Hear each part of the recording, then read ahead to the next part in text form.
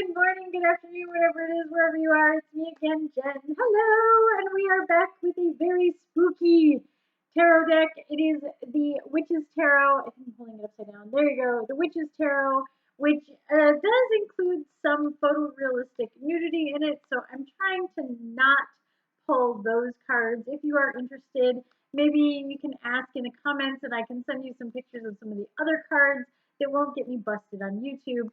You can also join on the Tarot Cafe. You can come join us for that, and we are playing with these cards all month long there because it is spooky season, and I love spooky season, and I figure that's probably the best time to play with the Witch's Tarot without getting into too much trouble with anything else. So, without further ado, let's see what card we have for today. Oh, nice. Okay, so this is a good one because it brings up some of the not really controversial, but differences with this deck per a usual deck. So a more traditional deck would have this character as the Hermit rather than the Seeker. So really the Hermit, the Seeker, the guy on the mountain kind of thing, the guru, all of those things do apply to this particular card. As you can see, he's still holding the lantern of illumination and knowledge. He still has his staff or his cane, and he is up on a mountaintop.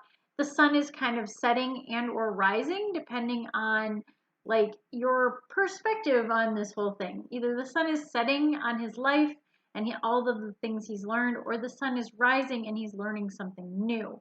So there's always a couple different ways to look at the Hermit card. The Hermit is one of the major arcana. It is the 9th card in the major arcana, and it expresses the journey that the fool or the hero is on and how he has to kind of go off on his own a little bit and see what the heck is going on and what is going on in his own mind. Get away from the hustle and the bustle and everybody else's voices. For us in the modern world, that would be like social media and things like that. You step away from news and social media and the internet and whatever else may be influencing you, be that your friends, your family, whatever, and you go inward. This is a big time inward seeking card. So listen to the little voice in your head. Yes, we all have voices in our head. Does not make us crazy. When they tell us to do crazy things, that makes us crazy. But otherwise, you listen to yourself. You listen to your instincts and your intuition. And all of these things are represented with the Hermit card, or in this case, the Seeker. I actually like that they call it the Seeker better than the Hermit, because to me, the Hermit just means you go off on your own and you don't want to deal with people. The Seeker is you go off on your own to seek knowledge, to understand yourself and the world better. So you're actually doing work, be that, mental work, emotional work, physical work, whatever that may be. You're doing the work, you are seeking something, you are learning. Whereas Hermit just kind of says you're kind of a jerk and you don't want to be around people. So I do actually really like this representation almost better than a more traditional representation insofar as understanding what the card is meant to mean. I do think that maybe to some degree we've taken the word hermit and turned it into this kind of curmudgeon character, but now I think if we were to look at seeker versus hermit, we would have a better grasp of what this card is all about.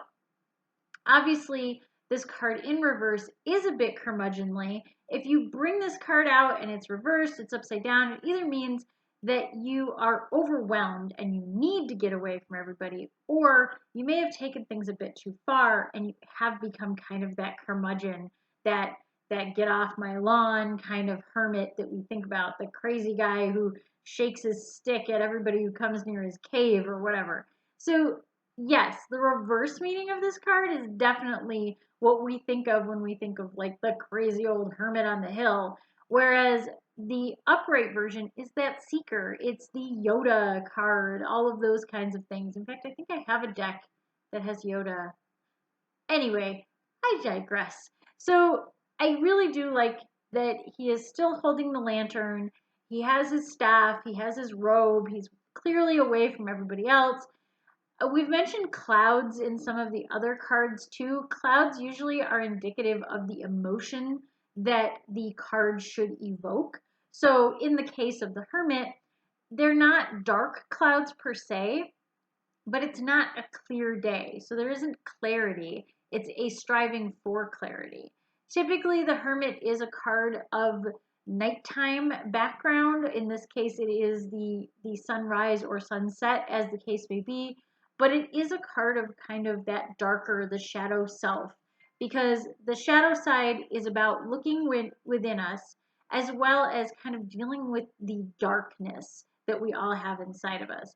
So working through that, working through what the Hermit means, all of those kinds of things, I really like that it's called the Seeker. So, and I did not complain about the font. I'm just going to point that out today. So yes, still working with the Witch's Tarot all month long throughout spooky season.